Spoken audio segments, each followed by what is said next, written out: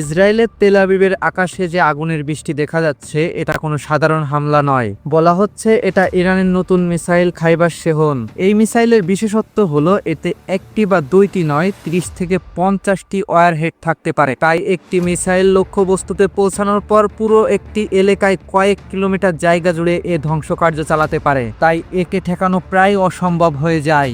এদিকে আরও একটি ভয়ঙ্কর ঘটনা ঘটেছে। কাতারে অবস্থিত যুক্তরাষ্ট্রের ব্যালিস্টিক মিসাইল থামানোর রাডার সিস্টেম AMFBS-32 ইরানের হামলায় ধ্বংস হয়ে গিয়েছে এমনটা দাবি করছে ইরান। প্রায় $1.1 বিলিয়ন এই রাডারটি মধ্যপ্রাচ্যের বড় নজরদারি হিসেবে কাজ করতেছিল।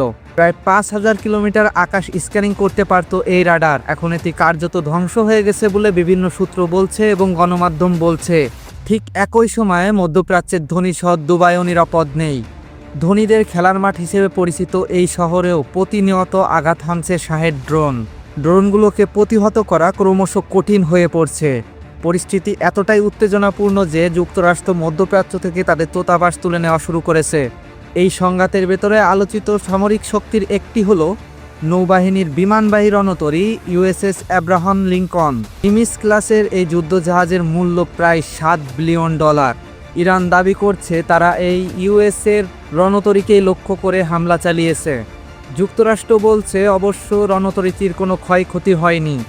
বাস্তবে দেখা যাচ্ছে রণতরীটিকে সংঘাতের এলাকা থেকে অনেকটা দূরে সরিয়ে রাখা হয়েছে। এদিকে বিগত এক সপ্তাহের ভিতরে ইরান সবথেকে বড় সামরিক শক্তির বিপক্ষে দাঁড়িয়ে গিয়েছে। এমন একটি যুদ্ধে তারা লড়ছে যা তাদের জেতা প্রায় অসম্ভব। তবুও তারা এটা নিশ্চিত করতে চেয়েছে যাতে তাদের সহজে হারতে না হয়।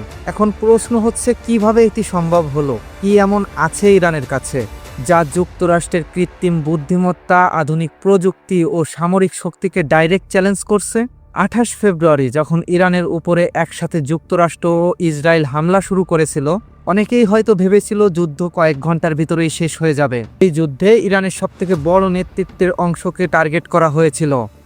তারা ভেবেছিল হয়তোবা ইরানের কর্তৃপক্ষ খুব তাড়াতাড়ি আত্মসমর্পণ করবে, কিন্তু ইরান আত্মসমর্পণ না করেই ডাইরেক্ট পাল্টা হামলা শুরু করেছে।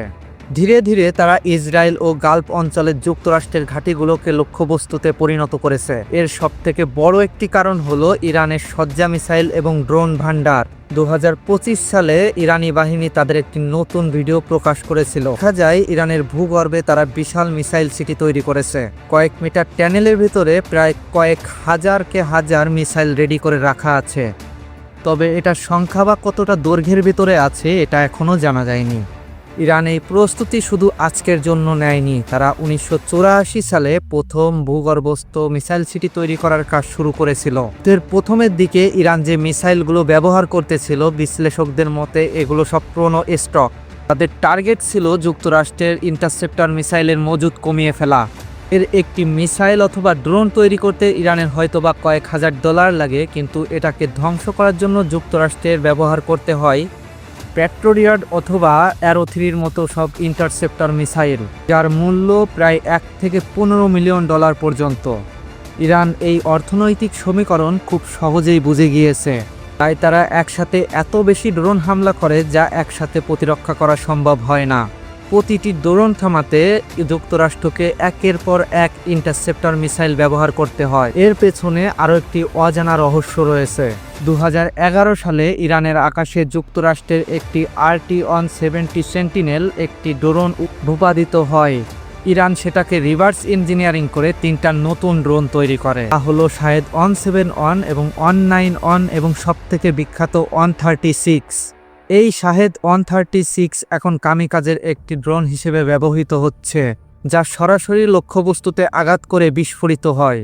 প্রায় 200 কেজি ওজনের এই ড্রোন প্রায় 180 কিলোমিটার বেগে 2000 কিলোমিটার পথ পাড়ি দিতে পারে এবং এর সামনে প্রায় 36 কেজি বিস্ফোরক বহন করতে পারে। যুদ্ধের প্রথম দিকে ইরান শাহেদ-1 জুলফিকর এবং স্বল্প পাল্লার ব্যালিস্টিক মিসাইল ও কায়েম-1 মিসাইল ব্যবহার করে ইসরায়েল ও যুক্তরাষ্ট্রের ঘাঁটিতে হামলা চালায় এবং দ্বিতীয় ধাপে তারা আরও উন্নত অস্ত্র ব্যবহার করা শুরু করে। এরপর 2 মার্চ ইরান হাইপারসনিক ফাতা 2 ব্যবহার করে, যা ম্যাক 15 পর্যন্ত পৌঁছাতে পারে।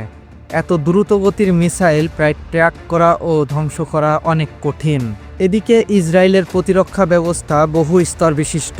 তাদের প্রথমে রয়েছে অ্যারো 2 মিসাইল, যা মধ্য আকাশে ব্যালিস্টিক মিসাইল ধ্বংস করতে পারে। এরপর রয়েছে ডেভিড স্লিং, যা মাঝারি পাল্লার মিসাইলের মোকাবেলা করে। থেকে জনপ্রিয় তাদের আয়রন ড্রোন, যা স্বল্প পাল্লার মিসাইল আটকাতে পারে।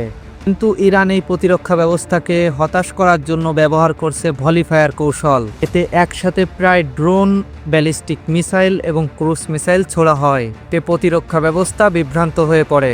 এতে করে দেখা যায় মিসাইলগুলো তার লক্ষ্যবস্তুতে আঘাত হানতে সক্ষম হয়। এছাড়া ইরান এখন ডিক্রয় প্রযুক্তিও ব্যবহার করছে। এতে একসাথে একাধিক ভুয়া লক্ষ্যবস্তু পাঠানো হয়, যাতে রাডার সিস্টেম বুঝতে না পারে আসলটি কোনটি। তাই এই পরিস্থিতিতে যুক্তরাষ্ট্র ব্যাপক বোমাবর্ষণ চালিয়ে ইরানের ঘাঁটি ধ্বংস করার চেষ্টা করছে। এই ছিল আজকের সর্বশেষ আপডেট। ভিডিওতে নতুন হয়ে থাকলে এবং ভালো লেগে থাকলে একটি লাইক করুন, চ্যানেলে নতুন হয়ে থাকলে সাবস্ক্রাইব করুন এবং কমেন্ট করে জানিয়ে দিন আপনি কোন জায়গা থেকে দেখছেন।